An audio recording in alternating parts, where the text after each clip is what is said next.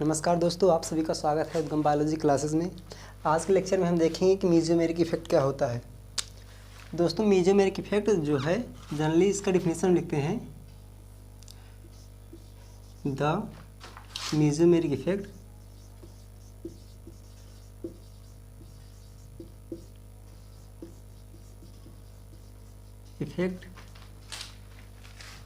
defined as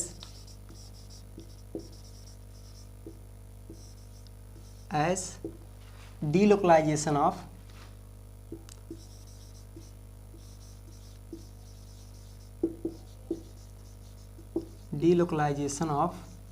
non-bonded electron non-bonded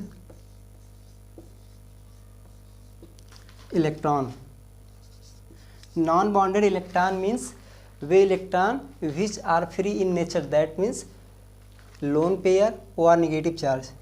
Non-bonded electron into adjacent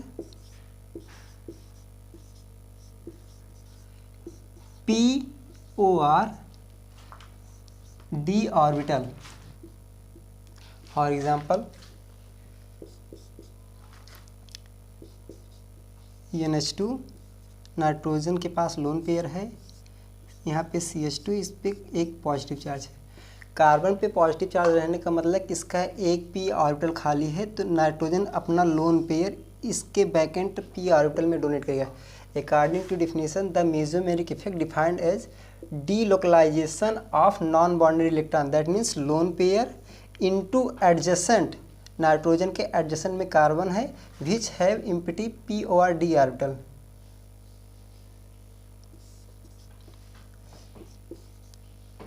NH2 plus double bond CH2। यहाँ पे mesomeric effect लग रहा है। आइए देखते हैं कि मेसोमेरिक इफेक्ट होते कितने प्रकार के हैं।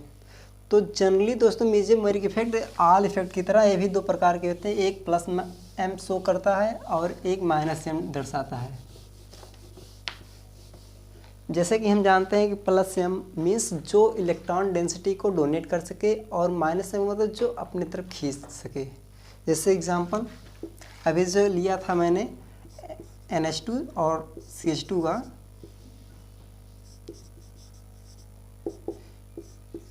Backend p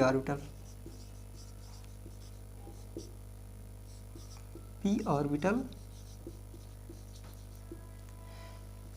this is example of plus m and minus m का जो है CH2 माइनस SiMe3। सिलिकॉन के पास हम जानते हैं कि बैकेंट d ऑर्बिटल होता है, बैकेंट d orbital.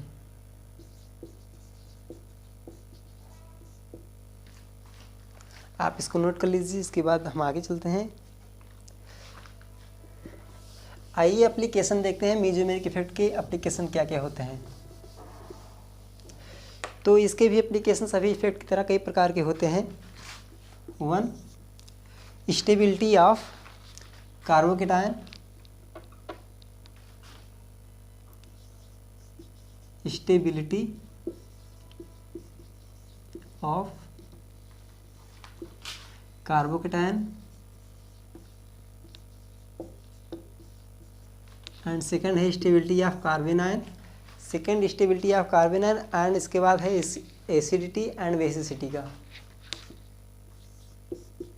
Stability of anion. Third है एसिडिटी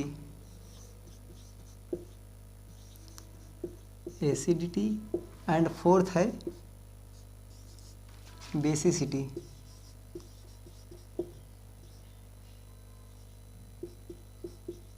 एसिडिटी एंड बेसिसिटी का कहने का मतलब यह है कि कंपाउंड कितना एसिडिक नेचर का है और कितना बेसिक नेचर का है। तो दोस्तों, हम एक एक करके यहाँ पे इसके एप्लीकेशन समझते हैं। फर्स्ट है स्टेबिलिटी ऑफ कार्बोकेटायन। सपोज कोई मॉलिक्यूल है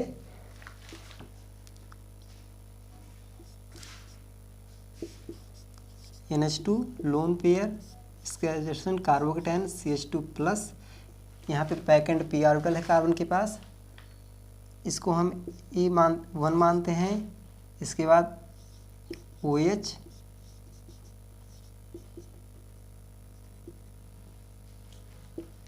ए हो गया, ए बी हो सेकेंड हो गया। इसके बाद थर्ड एग्जांपल लेते हैं हम CH3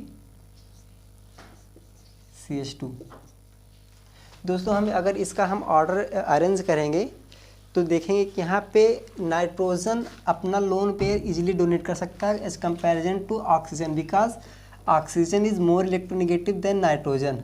यहाँ पे कोई नेगेटिव चार्ज नहीं, यहाँ पे जनरली हाइपर कॉन्जुगेशन का इफेक्ट लगेगा, तो इसकी स्टेबिलिटी ऑर्डर ऐसे आ जाएगी कार्बोकेटायन की। हम जानते हैं कि जो ऑर्डर अरेंज किए जाते हैं कार्बोकेटायन की डोमिनेंसी के according, plus M means minus mesomeric effect, A dominant करता है प्लस आर पे, ए प्लस आर डोमिनेंट करता है हाइपर कॉन्जुगेटिव पे, और ए इंडक्टिव इफेक्ट, ये इसका ऑर्डर होता है। लेकिन यह रूल भी कई जगह फॉलो नहीं होता, कुछ कंपाउंड में।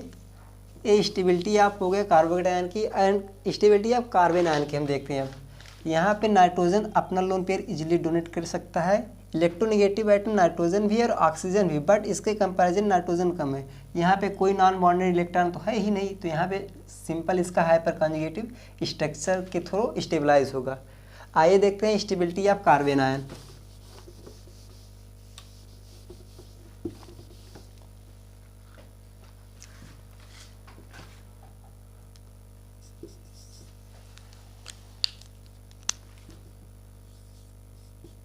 स्टेबिलिटी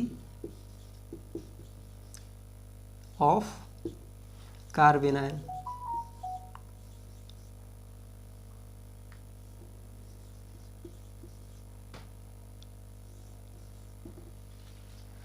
दैट मीन्स दोस्तों, जब हम किसी ऑर्गेनिक कंपाउंड से प्रोटॉन निकालते हैं या कोई भी इम्प्योरिटी निकालते हैं, तो उस कंपाउंड पे एक नेगेटिव चार्ज का जनरेशन होता है। तो हम देखेंगे कि वह नेगेटिव चार्ज कितना स्टेबलाइज हो रहा है। For example,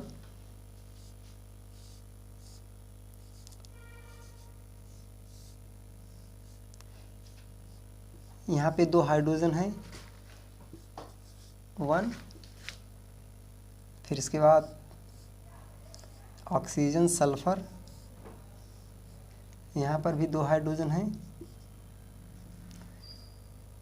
second,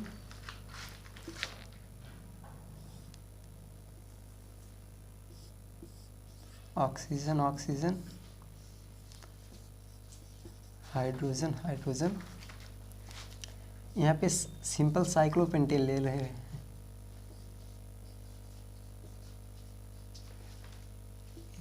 third example and fourth.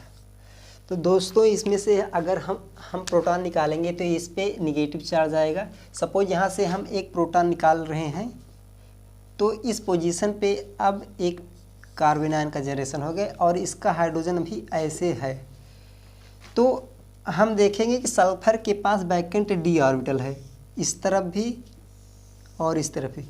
यह निगेटिव चार्ज इस तरफ भी स्टेबलाइज हो सकता है, इसके बाद बॉन्ड बना के ऐसे पाई बॉन्ड का फॉर्मेशन करके, और यह निगेटिव चार्ज इस तरफ भी इस सल्फर के पास भी अपना नॉन बॉन्डेड इलेक्ट्रॉन डोनेट करके पाई बॉन्ड का फॉर्मेशन कर सकता है। तो देखेंगे इस तरफ 2 माइनस आई इफेक्ट लग रहे हैं, माइनस एम एंड यहाँ पर भी माइनस एम। अब यहाँ देखेंगे दोस्तों कि ऑक्सीजन के पास कोई वैकेंट ऑर्बिटल नहीं है। अब कार्बन आयन का जब जनरेशन यहाँ पे होगा तो ये कार्बन आयन इस सल्फर के वैकेंट ऑर्बिटल से केवल सिंगली ही जो है स्टेबलाइज हो रहा है इसके साथ। तो इसका स्ट्रक्चर हम ड्रा करेंगे तो एक इधर बनेगा एक इधर बनेगा, इसका टोटल 2 स्ट्रक्चर बनेगी, इसकी 1 बनेगी। यहाँ पे वैकेंट पी ऑर्बिटल है तो यहाँ पे कम स्टेबलाइज होगा, और यहाँ पे तो वैसे देखा जाएगा, फिर यहाँ पे कोई है ही नहीं, तो इसका स्टेबिलिटी ऑर्डर आ जाएगा, first one is more stable then second, फिर थर्ड, इसके बाद फोर्थ। माइनस एम इसका ज़्यादा है, सल्फर का माइनस एम ऑक्सीजन के -m से ज़्यादा है, यहाँ पे दोनों ही ऑक्सीजन है। फिर इसके बाद यहाँ पे कोई -m ग्रुप नहीं अटैच्ड है कि यहाँ इसका कार्बन आयन स्टेबलाइज कर सके। यहाँ हम हाइड्रोजन हटा के निगेटिव चार्ज दिखा दे रहे हैं। यहाँ पे अभी एक हाइड्रोजन यहाँ पे है जो कि दर्शाया नहीं गया। स्टेबिलिटी ऑफ कार्बन आयन की होगी। और हम आगे देखते हैं कि एसिडिटी और बेसिसिटी का क्या इफेक्ट है इसके अकॉर्डिंग।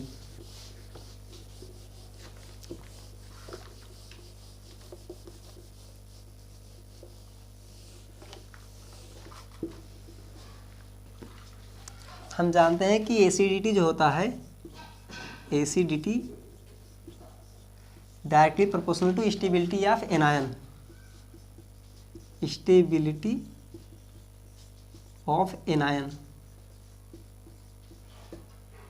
तो यहाँ पे अभी जो हमने ड्रा किया था स्ट्रक्चर, तो उसमें देखा था कि स्टेबिलिटी ऑफ एनायन का हम एक बार फिर से ड्रा कर दे रहे हैं।